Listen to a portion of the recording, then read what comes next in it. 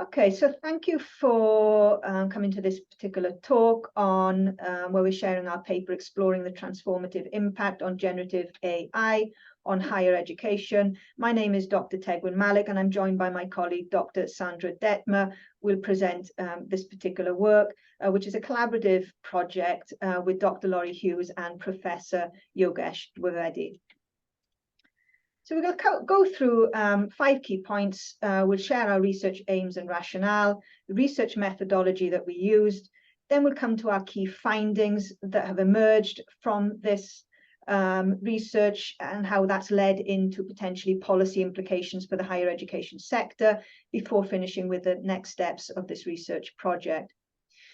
So the aims and rationale, really, where this paper came about and bit of research came about, is really out of Dwivedi et al. 2023, where different experts in different sectors and several from the higher education sector, where we were discussing the challenges really that are coming from the rapid pace and development of the widespread adoption of generative AI, such as ChatGPT that we've been seen recently.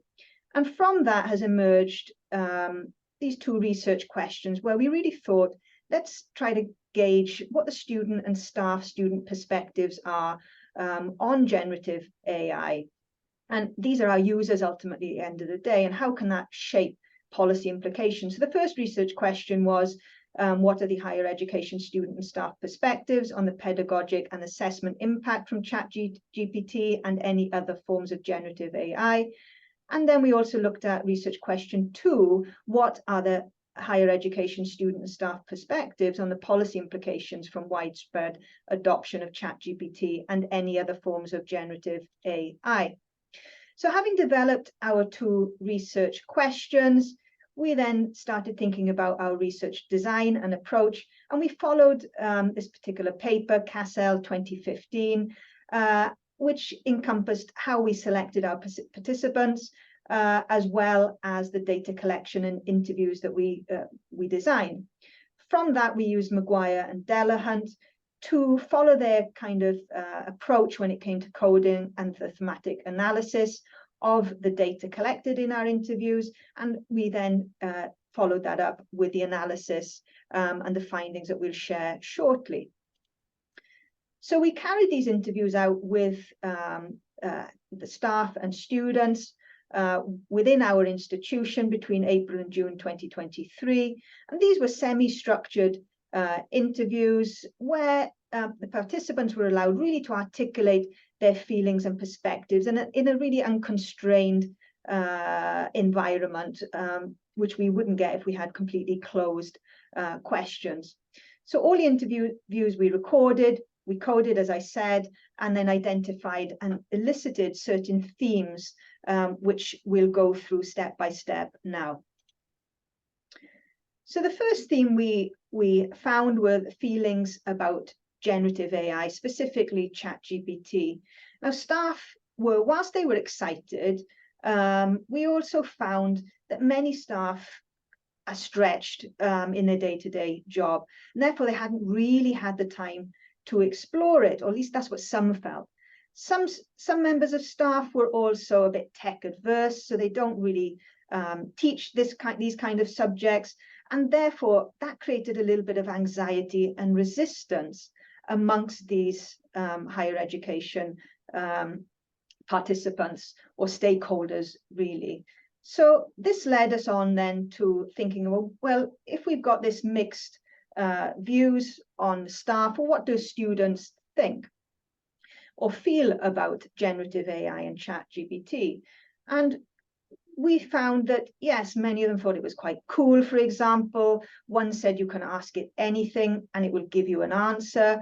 But some students, on the other hand, felt a little unsure about it, particularly final year students or PhD research students, where there was no real guidance that they could follow, no policy within the higher education sector to give them a bit of confidence on how to use this. But then there were some, we also found interestingly, were using it as a support mechanism. So yes, they used it as a learning tool, but also some used it as a mental reassurance, for example, to alleviate their worries or the thoughts that they have that come from their particular condition. So we found that really interesting. So looking at then the bigger picture of students and staff, what we found was there was a mixed bag. So on the left-hand side, you can see it's really a third split between positive feelings about ChatGPT, more neutral feelings, or negative feelings when it came to the staff. But students, whilst, yes, there were many that felt positive, we had positive statements from them, it was interesting to note that also there were some negative feelings and some neutral feelings, but there was some anxiety also amongst our students. So this led us on then to this next step, which Sandra will lead on.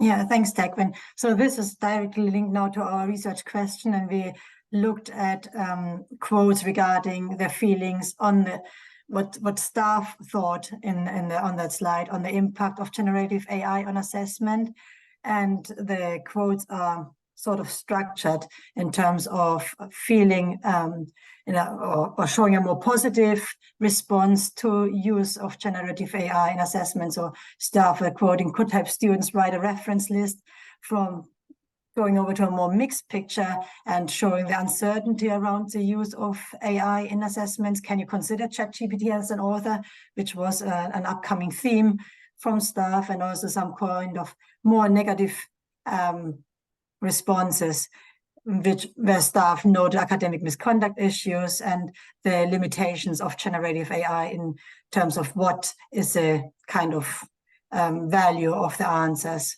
what you get out of ChatGPT, which led us then to the next slide.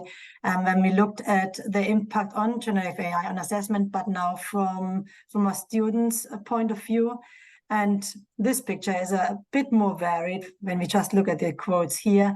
And a lot of the students were really worried about issues around fairness, because they felt they put in a lot of effort, but their colleagues would just use ChatGPT and saw it as a kind of a cheating tool.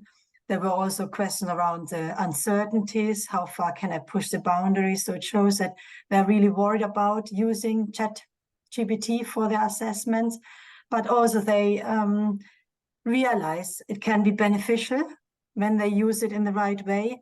And I think this shows the last quote, we need to kind of recognize the value of it as a learning tool. They want to embrace it for the assessment, but it's a question of how they can use it as a learning tool.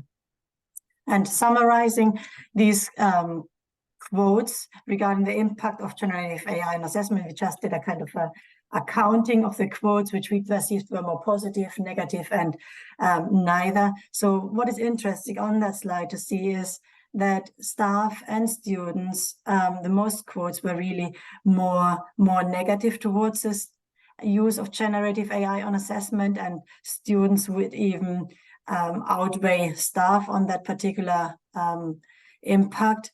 So it shows that, you know, students are worried about the impact on generative AI and on assessment as staff are, but equally they are also more positive than staff. So it reflects what we saw earlier with respect to the feelings. They were much more decisive, either or, and not kind of undecided as staff were. As we can see, you know, neither was relatively high respondents rate by staff. This brings us to the next slide, Tegwen. Okay, thank you. So, and that was an interesting point, really, Sandra, because if you go back to the feelings of the students, they were really more positive. So to see that they are also nervous, I think is an important finding, really, to show that students are also crying out for some guidance here when it comes to assessments. So then the thoughts on student use from staff when it comes to generative AI. Well, staff were really concerned about the critical thinking and analysis of content that may be undermined really by generative AI, such as ChatGPT, because, you know, staff kept reiterating to us during the interviews that academics generally do have better evaluation skills. We are more experienced when it comes to what we're teaching, and we have a better understanding of the content, and therefore we're better able to evaluate what ChatGPT, for example, the output of ChatGPT, and evaluating that, whereas students are not so versed in that, do not necessarily have that experience in the field, and therefore their critical thinking and analysis of the content is not really up to what it would need to be. So we need to make sure that we're teaching that critical analysis and finding ways of doing that, rather than getting students to blindly copy and paste content without really reflecting and thinking, is this content accurate or not? Because it can be quite convincing, the output of ChatGPT. So this then led us on to the thoughts on student use by students. So students really are keen for universities to embrace it. As we can see here from the middle quote, universities are going to kind of have to embrace it, really. But then they were also concerned, what is the value of a degree if we're not thinking mindfully as a sector, as a higher education sector, how we are going to potentially change or address the assessment criteria or evaluation of our students. Maybe there's no point in a degree, or that's what some of the students thought. But whilst at the same time, they recognize they are going to need it when they graduate. They are going to need it as a tool, and therefore they want to embrace it. They need the higher education sector to embrace it. So this led on to the next area we looked at, which is ChatGPT policy from staff and students. And Sandra will discuss this. Yeah, thanks, Tegwen. And this directly relates to our second research questions. What are the policy implications? And we wanted to find out what staff and students thought about that. And both parties, really staff and students, acknowledged the kind of dynamic in the development and the fast speed with which AI is developing, and therefore policy has to keep up with this kind of speed. And both say it has to be adaptive policies, and by the time you try and clamp down on it, it becomes even more intelligent. So they're aware there is kind of the need for it, and they say the policies should be really developing as we go along, and universities need to develop policies, especially around the area of assessment. That was a main concern, really, identifying academic misconduct or making sure students use it in the right way. Yeah. I summarized again the student quotes and did a quick count of student and staff quotes referring to either the need, do we need policies around generative AI? What should the content be? And what are the limitations? So really we identified these three main areas when we looked at the policy quotes of our staff and students. And it is interesting to note that staff cry out far louder than students to have these policies in place. But I think students have already moved on. They're not so much concerned about the needs. I know we need it, but they were referring a lot more to the actual content. What should these policies be addressing specifically? Should it be really around just about the assessment, or should it be also questions about how generative AI can be used as a learning tool within the teaching and learning process? And similar as before, when we looked at the feelings or at the impact of generative AI on assessment, both groups acknowledge there are limitations around policies, really that it is difficult to detect AI, and we are relying on trust with our students. So even if we implement policies, making sure these policies being followed through are critical, and limitations, of course, are around the kind of speedy development. And we know that institutions are kind of slow in terms of following policy regulations up. So we are aware that the speed needs to increase when it comes to policy development. And I think this also, Sandra, links back to what we were talking about earlier, with students are really embracing this now. Potentially, what we were seeing during our interviews, maybe a lot more than some of our staff as a whole, just because of the time factor and the constraints within higher education sector, not being able to have the opportunity to explore it in the same way that students are getting on board with this type of generative AI. Yeah, they are ahead of us in that game. Definitely. So as a whole, yes. So Just some final thoughts then to wrap up. So just coming back to this quote from a student, is there an actual value to a degree now? Well, just as a little bit of a joke, we thought, well, let's ask ChatGPT. So you can see we popped it into ChatGPT. Its response was, as we would expect, a general response. Again, that comes to how we use ChatGPT and the prompts that we use. But then let's give it a little bit more specific information. Is there an actual value to a university degree now that ChatGPT exists? And you can see, well, actually, yes, it does say that there's still a value to a degree, but ultimately is going to come back to what we were talking about earlier, and that is how we're using this as a tool, embracing it as a sector for the benefit of our students when they graduate, and thinking about how we can do that in terms of mindful assessment, maybe more practical assessments, I don't know, but this is something that we do have to think about, not in isolation, but maybe together as a sector. So leading on then to the policy implications, Sandra will share those. Yeah, thanks, Tegwen, again. So it, follow on what you've just said, there is no kind of guidance around how we use generative AI in assessments. We all know how we do assessments in the past, but how do we meaningfully implement generative AI in our assessments so it benefits the students for their learning, and policies around that are needed in terms of their assessment design to provide security, not just for staff, but also for students, and maybe generating assessments which explicitly require students to incorporate generative AI, or specifically saying don't use it. What we also found from our interviews with both staff and students, both groups really need more education on how AI can be successfully and meaningfully used in the learning process and for assessments. And even students say, we want to use generative AI, but we need to understand how we can use it as a meaningful learning tool. And of course, finally, most of our policy quotes, which we received from staff and students, were really regarding the insecurity about the impact it has on assessment in terms of academic integrity, what is allowed and what is not allowed. We could see one of the students quoting earlier, how far can I push the boundaries? I need to know what is allowed and what is not allowed. So it's a lot of confusion still at the moment in the sector. Policy development is relatively slow, and more so the importance of that, because we realize policy development needs to go in the same speed as the development as AI, as again some students said earlier. By the time you try to clamp it down, it has become even more intelligent. So university policy needs to be more prescriptive to better guide and inform students, but also staff.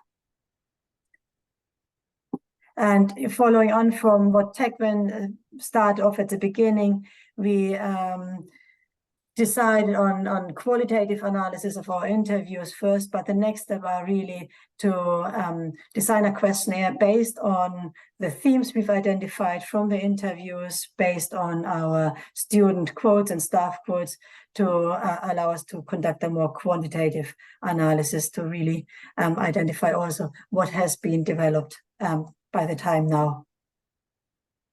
Thank you, Sandra. Then, so just the last slide then to finish is, having carried out our initial data collection and analysis, we're now moving on to this quantitative approach that Sandra is talking about.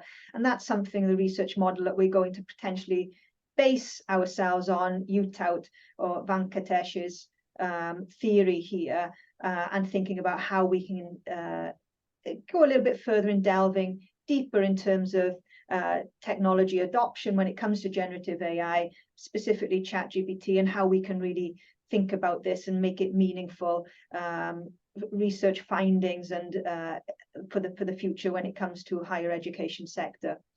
So thank you very much for listening, and we hope we get an opportunity to answer some questions.